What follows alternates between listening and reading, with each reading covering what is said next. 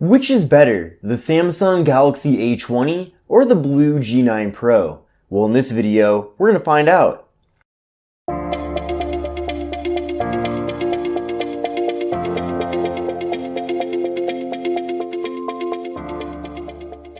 Follow me on Instagram at KevinBreezeTV. Hi everyone, this is Kevin here, coming at you with my comparison video between the Samsung Galaxy A20 and the BLU G9 Pro. So both of these devices have a pretty similar form factor. They're also both in roughly the same price range, so I think you're definitely going to find this video to be helpful. Now, the Samsung Galaxy A20 is available factory unlocked as an international model and as a US model, with the international model being for sale for $160, but limits you to GSM carriers only, and the US model being offered at $249.99 with support for all 4 major US carriers. You can also get this phone at a variety of different carriers directly, and that's probably the best way to go if you want to save some money. The only downside with that is that you'll probably be locked to whatever carrier you get this from. Now with the BLU G9 Pro, it's pretty simple. This is a factory unlocked phone, GSM only. So this is going to work with AT&T and T-Mobile, as well as Metro by T-Mobile and Cricket. And this device is being offered currently for $179.99. Now take a look at the links in the video description to see the current pricing for these on Amazon, because it's definitely possible that the prices for these devices might have gone down since the time of me making this video.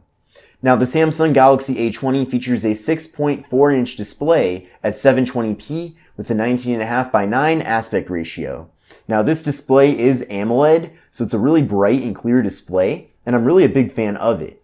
Now with the BLU G9 Pro, we have a slightly smaller display at 6.3 inches. The display itself is 1080p, and it features a 19.5:9 aspect ratio. Now this display is LCD, so unlike the Galaxy A20, which is AMOLED, it is a different display technology. And definitely when you hold these two phones side by side, there's no doubt that the Galaxy A20 does have the brighter and clearer display of the two, but we do get a higher resolution with the BLU G9 Pro. So I do like both displays personally though. I do think that I would rather have the lower resolution but then get AMOLED with the Galaxy A20 than what we get with the G9 Pro. But honestly, both phones feature displays that are very good, will definitely get the job done, and really are better than what you'd expect at this price range. Now the designs of the two devices are pretty similar here. Definitely a little bit of a larger display on the A20, which makes sense because of its larger display size. But we have teardrop notches on the top of both. So that's kind of my favorite design if you have to have a notch on your phone, because it is very small and really doesn't take up any space at all. So you can see all of your various notification icons and your various system status icons on the right side. Then on the bottom, both phones have a little bit of a chin, but overall, I really do like the designs of both phones. Now up top here with the Galaxy A20, we get an 8 megapixel front-facing camera, and with the BLU G9 Pro, we have a 24 megapixel front-facing camera. With the A20, we get 32 gigabytes of internal storage with SD card expansion. And with the BLU G9 Pro, we get dramatically more storage at 128 gigabytes, so 4 times the amount of internal storage. And we also get SD card expansion. Now there's no wireless charging with the Galaxy A20, but we do get wireless charging with the BLU G9 Pro. And then on the back of the two phones, they both have fingerprint sensors. Let's try it out with the A20. So very quick there. And then with the G9 Pro, very quick as well. So I'm a big fan of having fingerprint sensors. Really don't mind them being on the back either. That's totally acceptable for me. So both phones feature good designs. Now also on the back side of the two devices are the camera modules. So there are some major differences here. So with the Galaxy A20, we have a dual camera setup with a 13 megapixel main camera and a 5 megapixel secondary camera. Now that secondary camera is also a wide angle lens, so you can take great wide angle photos. And with the BLU G9 Pro, we get a triple AI camera setup here with a 20 megapixel night shot camera, a 16 megapixel main camera, and a 5 megapixel depth sensing camera to assist with the portrait mode.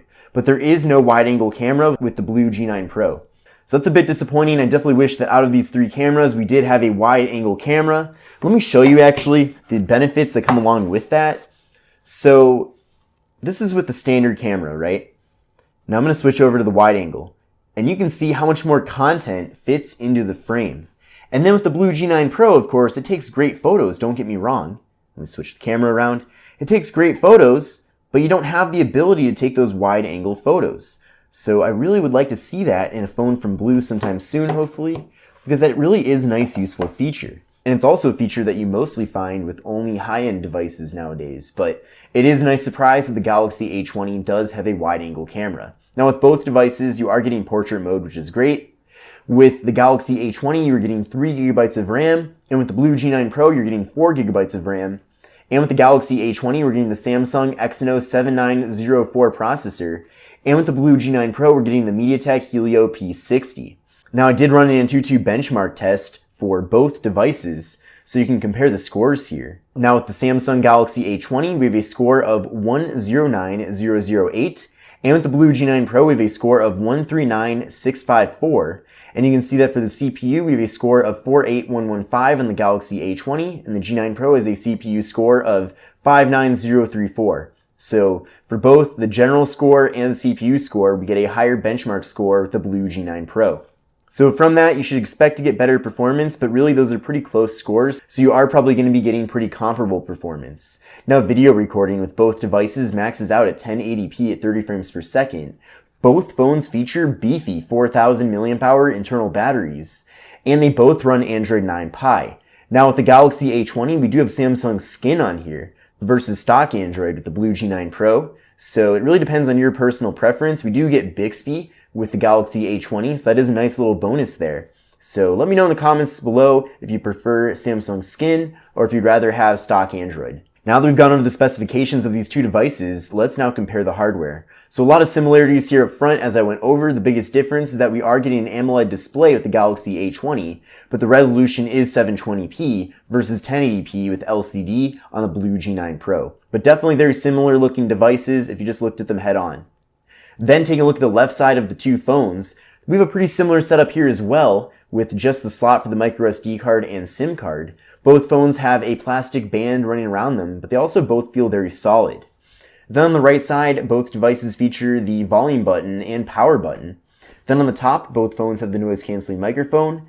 And on the bottom, both phones have a USB-C port for charging and data transfer. They both have a microphone, they both have a speaker, and they both have a 3.5mm headphone jack.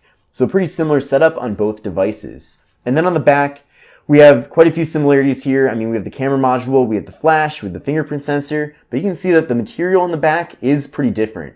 So on both phones, we have kind of a glossy plastic finish, but with the A20, we have more of a charcoal finish here, and with the BLU G9 Pro, we have this really cool texture. So I'm a really big fan of this look. This is very unique and something I don't see very often with a budget smartphone. Let's now do a speed test comparison between these two devices. Let's start by pulling up the camera apps. So 1, 2, 3, go. And it looks like it was about a tie there with the two devices. Definitely both were very quick at pulling up the cameras. Let's now pull up Google Chrome. 1, 2, 3, go.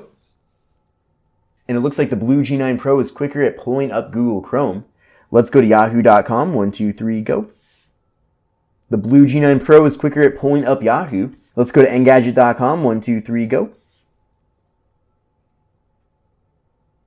It looks like, actually in this test, the Galaxy A20 was quicker at pulling up Engadget. You can also see here side by side, there's no doubt that the Galaxy A20 has the brighter screen of the two, despite both devices having their brightness turned up to 100%. We'll do some scrolling here. Pretty smooth scrolling on the A20, and also smooth scrolling on the G9 Pro. So very happy with the performance of both devices, especially for the price. Let's go to this article. 1, 2, 3, go. And it looks like the G9 Pro is a little bit quicker at pulling up the article, but very quick performance with both devices. So I'm definitely a fan of both of these phones. I think it really comes down to if you want to get a wide-angle camera or not. That's really the main benefit that I can see with the Galaxy A20. I suppose the other benefit with this device is that you are getting that AMOLED display. But the compromises that go along with getting this phone over the BLU G9 Pro is I think overall you are getting better photo quality if you do not need a wide-angle camera. You're getting 4 times the amount of internal storage with the BLU G9 Pro, and 32 gigs really isn't a whole lot with the Galaxy A20. You're getting an extra gigabyte of RAM with the BLU G9 Pro, you're getting a better front-facing camera, you're getting a 1080p display. So it really comes down to your personal preferences, but I think they both have their own pros and cons. I would say it's pretty much a tie. It really comes down to really what features you find to be the most important. But let me know what you think of these two devices. Definitely give the video a thumbs up if you liked it. And check out the links in the video description to buy either of these two phones on Amazon. But this is Kevin here, thanks for watching, and I will see you in the next video.